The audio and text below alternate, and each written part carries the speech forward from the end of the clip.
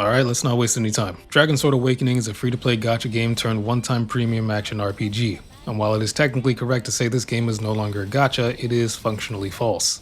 This game plays exactly like every open-world gacha game you have ever played, and I will be treating it as such. Frankly, if you're not interested in gacha games and wanted a good single-player anime action RPG, as this game claims it is, you might as well click off this video and check out Grand Blue Endless Ragnarok. Still here? Alright, let's move on. Dragonsword Awakening's action combat is the game's biggest appeal and simultaneously the most frustrating part of the demo. You may be under the impression that you're fighting these goblins and wargs, but you'd be wrong. You're actually in a full-time battle with the game's camera. Attacks frequently miss their targets or swing wildly with the most minute of camera adjustments. Using characters with smaller hitboxes like Reina might as well be a test of patience to see how long you can play before you press Alt F4. Spoiler alert, it's about one missed perfectly aligned special attack.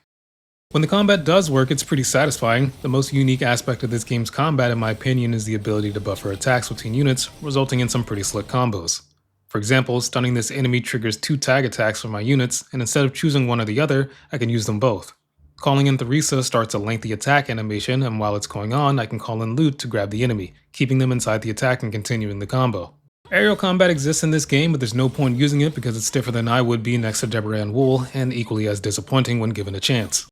That joke's for the chuds, you might not get it. As far as gacha games go, the game's combat is good, but isn't anything we haven't seen before. Arknight Infield has your allies fighting alongside you as opposed to just temporarily calling them in. Honkai Impact 3rd, Tower of Fantasy, and ZZZ already have great swap-based combat if that's what you're into, and are all free to play. However, if you don't like the accusations that come with being a ZZZ player and still want to play your gacha game with one hand, Dragonsword Awakening has you covered. Character designs in this game are good, albeit not particularly original. You've got blonde-haired pro-tycoon with a one-handed sword, a sexy nun, a not sexy nun, fiery archer, wooden-based knight lady, the character you main when your hard drive needs to be checked, and the white-haired woman whose power revolves around being cold, for some reason wearing the least amount of clothes. All in all, the 18 characters on release look pretty good, and the best designed character drops after the game's release.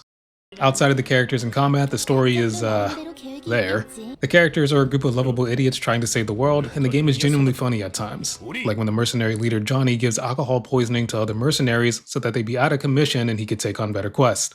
The game's open world is colorful, but again, not unique. You may find yourself getting deja vu as you wander around what almost certainly feels like Teyvat, before getting flashbanged by the motion blur on your mount that for some reason increases the game's contrast. If your retina still works, you'll find that there's plenty to do around the map, from side quests, chests, puzzles, to mini events, and or just general exploration. Even for a demo, the map felt pretty dense. Exploring the map and stumbling into hidden areas has its own satisfying feeling of adventure unique to your own playthrough. Getting close to the end here, I want to reiterate that this game feels exactly like a gacha game, from the UI, leveling your units, adventure level progression, collecting items, gear sets, and dungeons. Frankly, I can only imagine this game would appeal to people that don't like the feeling of FOMO from playing already established gacha games, get overwhelmed trying to return to a gacha game, or just enjoy the feeling of discovering a new open world at their own pace with some cute anime girls and solid combat.